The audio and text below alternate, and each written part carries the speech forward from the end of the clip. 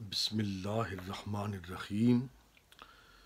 سیدہ طیبہ طاہرہ خاتون جنت، شہزادی کونین، مخدومہ کونین سیدہ فاطمۃ الزہرا صلوات اللہ وسلام اللہ علیہا، آپ اپنے بابا، اپنے آقا و مولا حضرت جناب محمد رسول اللہ صلی اللہ علیہ وسلم کی بارگاہ میں حاضر ہوئیں اس غرض کے ساتھ کہ گھر کے کام کاج میں ہاتھ بٹانے کے لیے کوئی خادمہ مل جائے۔ تو جا کر سرکار کی بارگاہ میں یہ سوال کیا تو حضور نے پوچھا وجہ کیا ہے؟ کہا تھکاوٹ ہوتی ہے اور تھکن ہے، مجھے گھر کے کام کاجوں میں کوئی ہاتھ بٹانے کے لیے خادمہ کی ضرورت ہے۔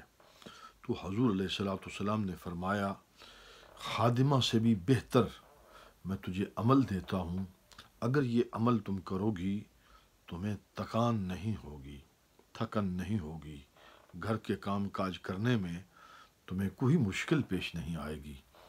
سرکار علیہ الصلوۃ والسلام نے فرمایا کہ ہر نماز کے بعد 33 مرتبہ سبحان اللہ، 33 مرتبہ الحمدللہ، 34 مرتبہ اللہ اکبر، یہ ورد ہر نماز کے بعد اے میری پیاری شہزادی تم کر لیا کرو گی تو تمہیں گھر کے کام کاج میں کوئی تکان نہیں ہوگی۔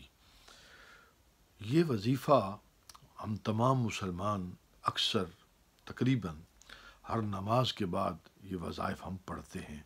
اس کو تسبیح فاطمہ کہا جاتا ہے۔ خصوصی طور پر میری بہنیں، میری بیٹیاں، میری مائیں جو ہیں وہ اس وظیفے پر پابندی کریں، یعنی عورتوں کے لیے یہ وظیفہ بہت زیادہ مفید اور اکثیر ہے، اس لیے کہ خاص طور پر حضور علیہ الصلوۃ والسلام نے اپنی شہزادی، اپنی لخت جگر کو حضور علیہ السلام نے اس غرض سے تعلیم کیا ہے۔ تو وہ ہماری بہنیں جو گھر کے کام کاج کرنے میں محسوس کرتی ہیں کہ ان کو تھکن ہوتی ہے، تکان ہوتی ہے، تو وہ صرف یہ عمل کر لیں تو انشاءاللہ اللہ رب العزت جل شانہ ان کو کوئی تھکن، کوئی تکلیف انشاءاللہ نہیں ہونے دے گا۔ والسلام علیکم ورحمۃ اللہ وبرکاتہ۔